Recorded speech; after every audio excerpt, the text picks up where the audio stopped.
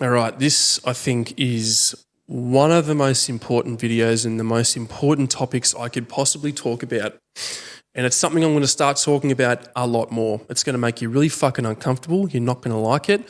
But I think, my opinion, shame and guilt, particularly toxic shame and guilt, are the biggest killers, the biggest contributor to suicide in the military, law enforcement, first responder world. In Australia and on the fucking planet, right?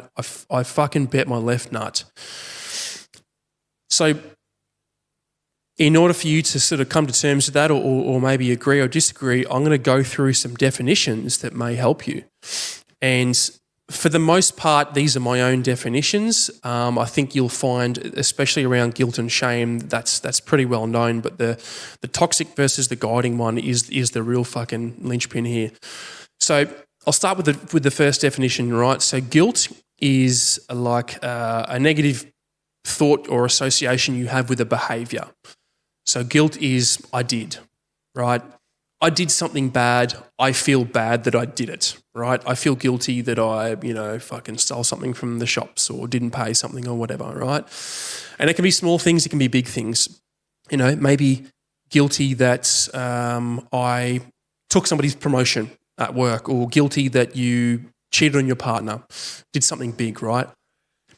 Now, shame is like a value-based one. Shame is I am.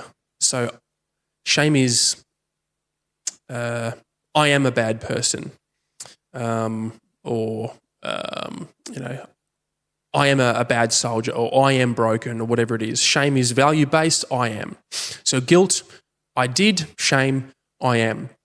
Now, here's the big fucking difference, right, is toxic and guiding, guilt and shame is like guilt and shame, they're going to help you understand that you have now strayed from your values or your code of honour or your ethics or who you want to be, who you are striving towards. And it's a little... It's a little guide. It's like negative emotions that sort of tap you back in alignment to who and what you want to be, in line with your values and your morals and your ethics, right? And that's a good thing. You're like, hey man, I cheated on my wife. That's not who I want to be, and I feel fucking guilty about it. So that guilt and that shame is now going to stop me from doing that in the future. It's a negative emotion that's going to be the guide. Now,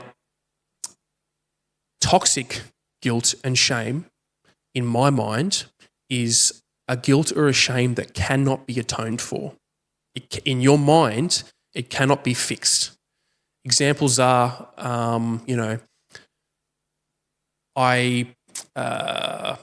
a guilt one, for example. I punched some dude and he fell over and knocked his head and he died.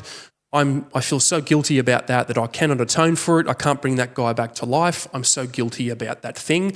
And you just let that guilt eat you up for the rest of your life. Right? And shame is, I am broken. I'm a bad person and I cannot be fixed. I am. One can be a guide, a code of honour, your ethics, your values, who you want to be. And the other one is unreconcilable. It cannot be fixed in your mind, right? And I want to give you an example, and I fucking cry every time I give it. And I've said it a bunch of times. I always cry. And this was part of my toxic guilt, toxic shame kind of thing, right? So I've really struggled at times being a dad, reconciling being a dad.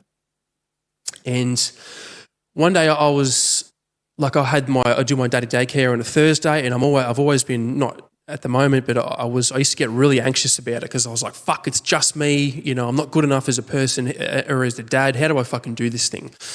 And one day I was at home with my daughter and I dropped something on the ground.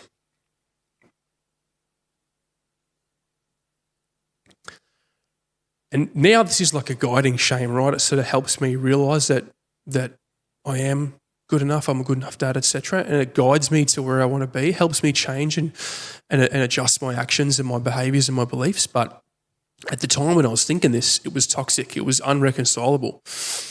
And I think had been really struggling that day in general, just being there and being a dad and being in charge.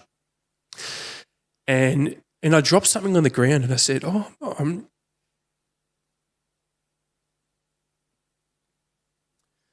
said, "Oh, I'm sorry, Bubba," because it made her jump and kind of startle. Made her startle a bit. But I didn't mean, "I'm sorry I dropped the thing." I meant, "I'm sorry I'm a bad dad."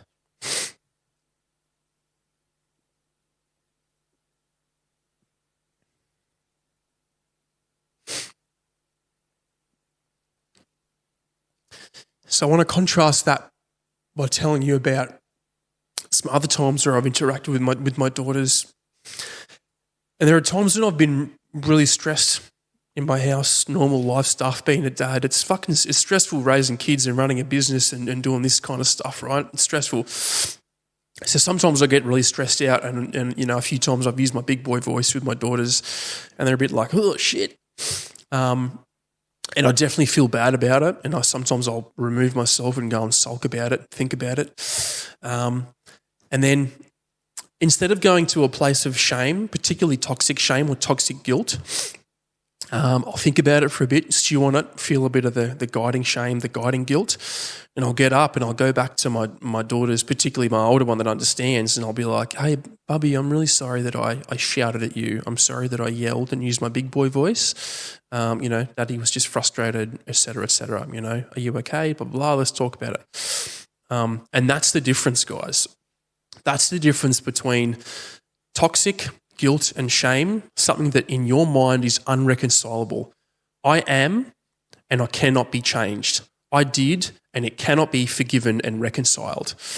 Whereas moving from toxic to guiding is, yeah, I fucked up. I shouldn't have used my big boy voice, but I'm sorry, my darling. I was a bit frustrated. This is why it happened, right? And, we're all good. And then the shame part is like, you know what, I am a good dad, but sometimes I fuck up and I make little mistakes, and that's totally fine too. I'm going to use those to guide me, to get me on track to where I should be. So I think that the toxic shame and the toxic guilt are the biggest killers in our community. And if you cannot reconcile that, and if that's something that you can't get past, I think that is one of the fastest ways to suicide. Because if there's no problem that you can fix, or if you can't fix the problem, if you yourself are fundamentally broken and can't be forgiven or fixed, then what's the fucking point? And if you've got no hope, and if you've got no future, and if you've got no clarity around how you can change your circumstances, then that's why people give up. So guys, I'm fucking here to tell you, you just have lost touch with your sense of honor, your code of honor, your ethics and your morals and your values, and you've just got to realign yourself with that and realize that you can be forgiven and that you can change. It's a fucking hard process. I'm going to start talking about it a bit more, but man, the difference between toxic and guiding is literally life-saving.